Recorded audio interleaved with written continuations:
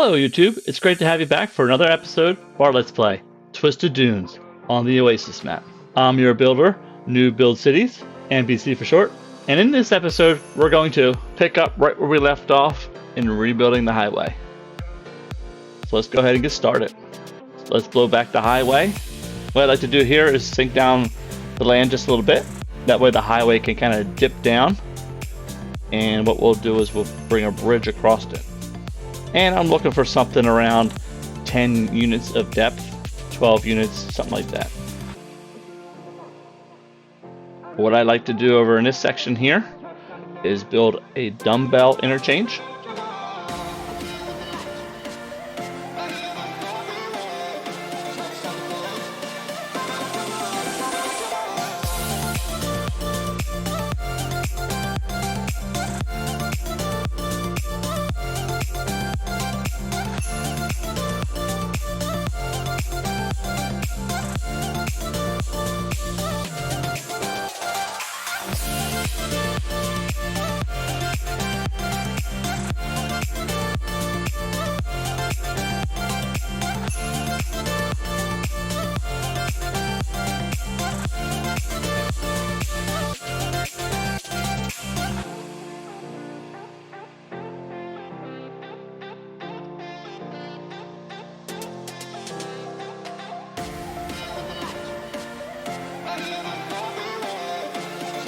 And the highway looks really good going below grade.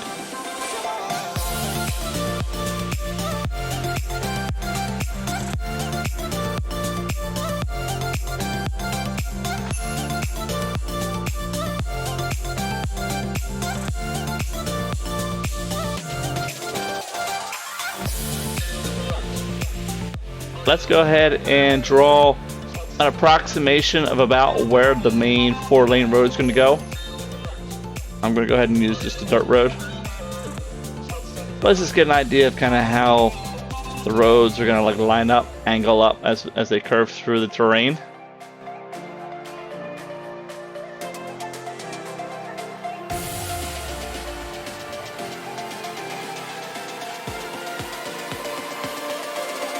Man, I really love the dirt road bridge. I just love the stone pillar. It looks great.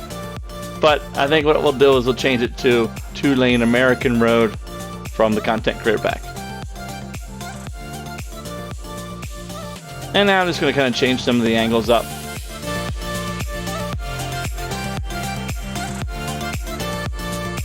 Now the Dumbbell Interchange gets its name mainly because it has 2 roundabouts on either side of the crossing road. So in this case, our 2-lane American road. So let's go ahead and draw the first roundabout. And I'm just trying to make sure it's even by looking at the zoning tiles.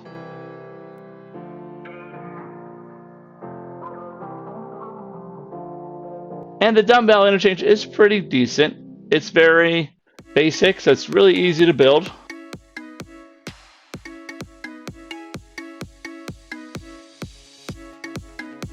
And it can handle a moderate volume of traffic. I probably wouldn't use it in an area with a real high level of traffic unless you decide to increase the roundabout on each side, as well as maybe give them either slip lanes, or you know how I like to draw my angled roads at the approach of the roundabout. You could do that to increase traffic flow as well. But I'm not anticipating a huge amount of traffic in this area. We're going to be setting up cargo train and passenger rail to get people in and out of the industrial area, which is what's going to be basically kind of like interacting with this area. So it shouldn't be too bad.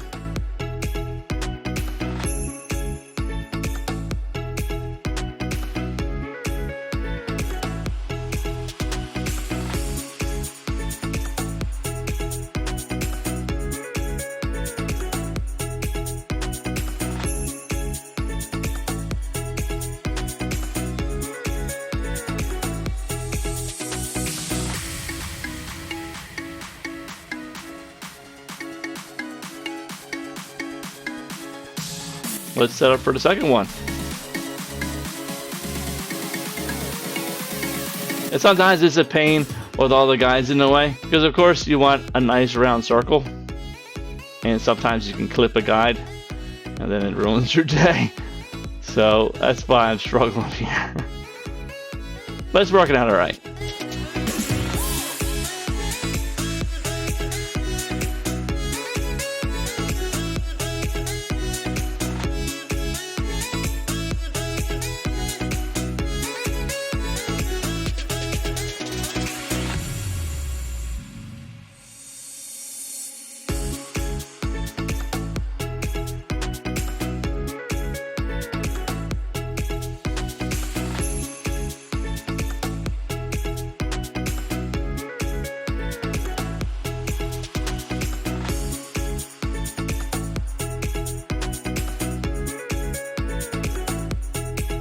And I think this 4-lane road is eventually either going to set up for some industry or potentially an airport. That'll be a little bit later on in a few episodes from now.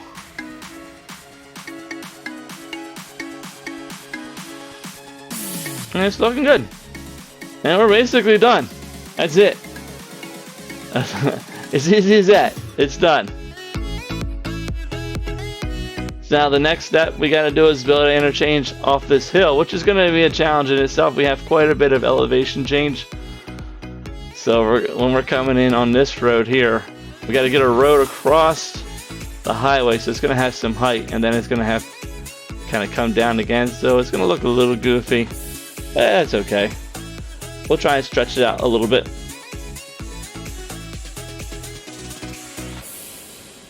We'll go and blast this 4-lane road back just some, just so we can start that elevation rise a little farther back. And this interchange here is going to be, I would call it a quasi trumpet interchange, and you'll see it's going to be a little organic, I guess is the word, if you want to be kind. But like I said, you'll see how this thing turns out here in just a few minutes.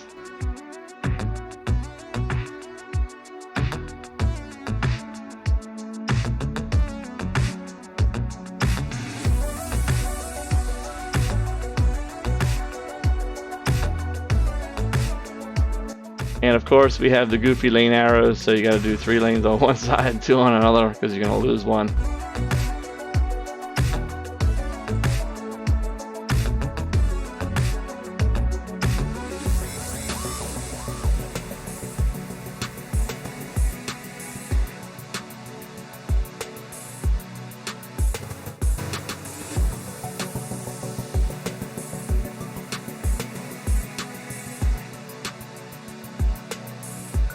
This is going to be the challenging part, getting it up to this height, getting the right angle and right height and slope in this short space without it looking like a cliff.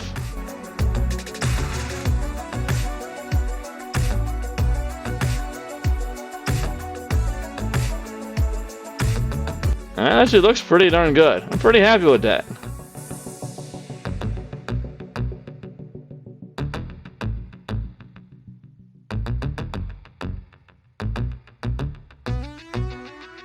And it's a little steep, that hill coming off the interchange, because unfortunately the game loves to make the nodes flat. Apparently you can't have an intersection on a slope, which I know you can, because I've seen it. I've driven in New Hampshire and Vermont. I've seen some pretty decent slopes at the stoplight.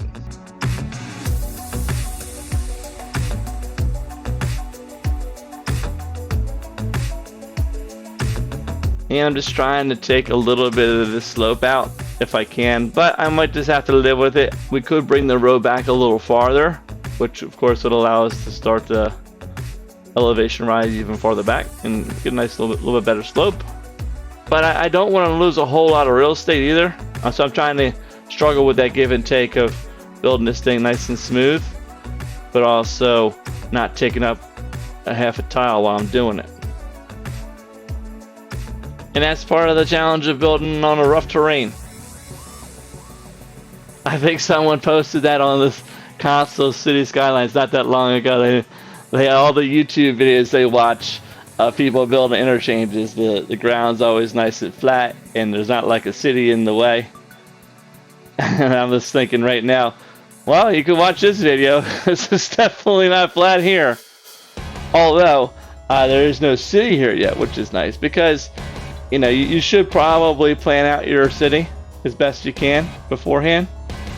Of course I know it's a little bit of a challenge to kind of know where things are going to go and how things are going to line up. Like, you know, when you're first building out your first tile, your starter area.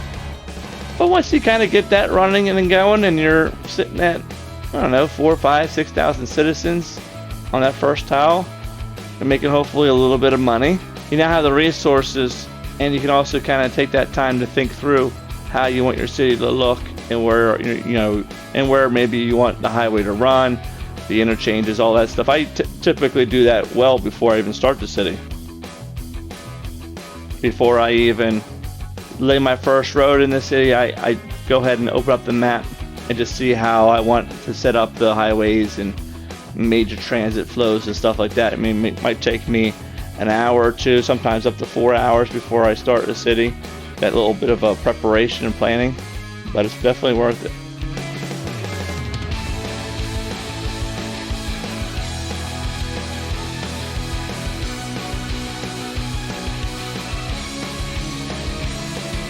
So our interchange is pretty much done.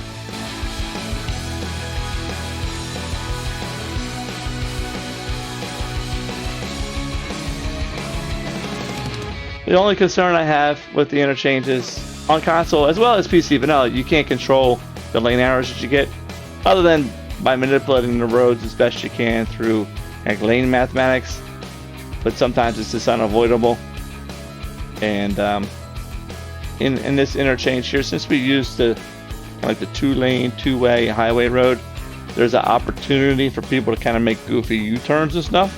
I'm hoping through the rest stop and the other kind of turnaround spot we built earlier, that those folks that want to just kind of come in and come out of the city are already doing that well before this interchange, as well as I'm hoping making those goofy U-turns is the longer way of doing it.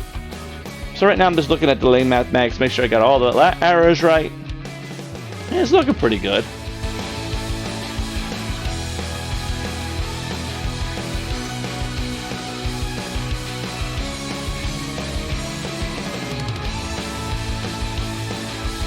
Now let's go ahead and draw out some of our main 4/6 lane roads. Of course, I'm going to draw the 4-lane concrete road, since it's kind of like the cheaper option and it has the same footprint as a 6-lane road, so I can always just upgrade it to 6 later.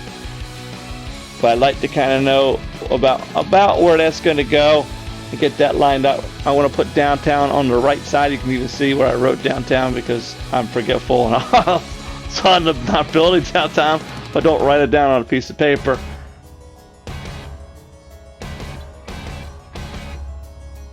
And I always laugh, man. I'm just thinking of watching myself build this right now. I'm just thinking of how many posts I see on Reddit and in the Facebook groups of people that have this big rows everywhere. I don't. It's just not my style. And if that's your style, have at it. Go for it. I mean, there's nothing wrong with it. It's just know that if you post your city and it's got all these 4- and 6-lane roads everywhere and 6-lane one-way roads, especially if you post on Reddit or the console/city skylines vanilla groups on Facebook, that there's somebody like me sitting back drinking a drink and just laughing their butt off. How weird that looks. But me, I just tend to build a few main roads and mostly just like kind of like 2-lane residential roads, really.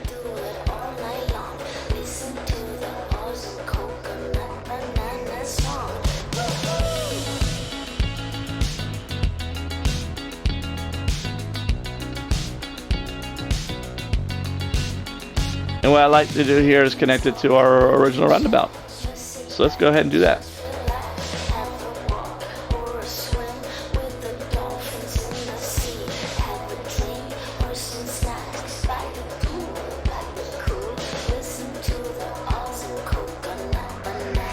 Let's set this up. Need a little bridge across the creek here.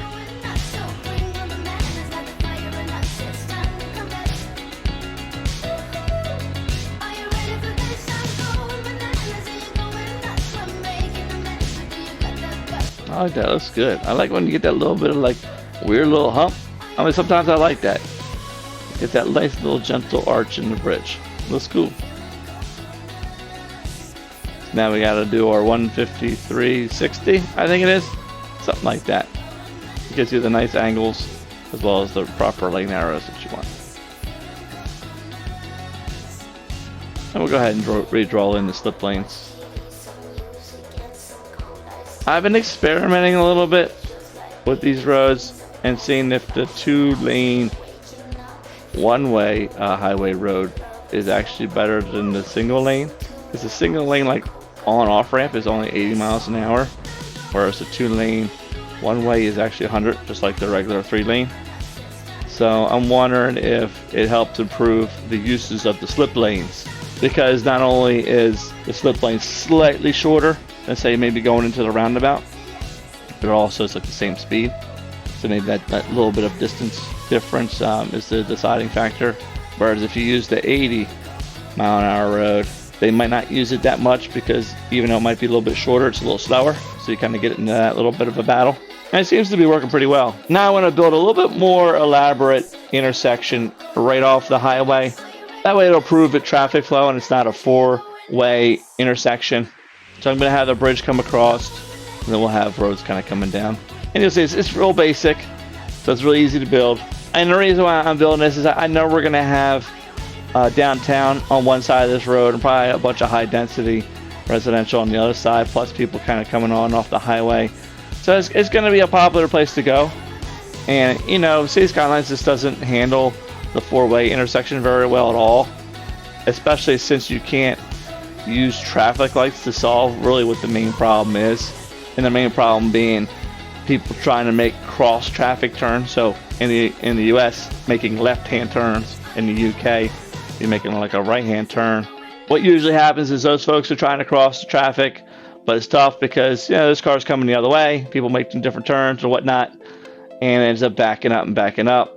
And the solution in the real world is to put a traffic light with a turn arrow and a dedicated cross traffic turn lane. So for example, in the US, people could go into the dedicated left-hand turn lane, wait for the green turn arrow and go, let that clear out. Then of course the light turns green for straight, and then the straight folks can go, and the people who need to make the turns have already cleared out. It's actually a lot of times better to let them have a free-for-all. As weird as it sounds, sometimes it is just better. I've probably used maybe half a dozen traffic lights in 15 cities, so less than one traffic light a city, just because they just don't solve the problem. They actually exacerbate the problem, because what you end up having is the people that want to turn, they start backing up, and once the light turns green, now they're all trying to cross traffic, and the people that wanted to go straight have all backed up too, so there's like no gaps at all for those people to make. Whereas if you just let it run, sometimes there's just because of the way the simulation runs, there's gaps in between traffic, so some of those guys can squirt through and make that cross traffic turn. And I think we're done. Let's go ahead and take a look at how it turned out. I think I spent, I want to say, a half a lifetime detailing this highway. Could use a little bit more, and it looks amazing, if I don't mind saying so myself. So the detail is definitely worth it, but man, sometimes it just takes a long time. But let's go ahead and see how it turned out. Here's our highway along this key, kind of sandwiched between the rocks. I think it looks nice. It got some nice trees and stuff in the middle, a little bit of fencing. I'm using like the airport fence to keep the deer off the road.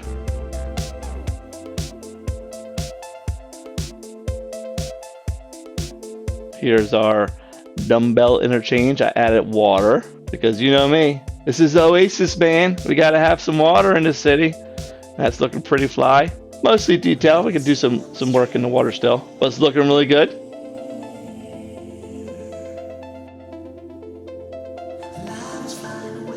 I mean, the highway's looking like a lot of fun to drive on. I like this slope, so I like the little bit of twists and turns and ups and downs of the highway. And here I took a page out of Imperator's book and built an Animal Crossing. And it looks really nice. Got another waterway behind it, and I'm also working on a natural reserve campground along that river.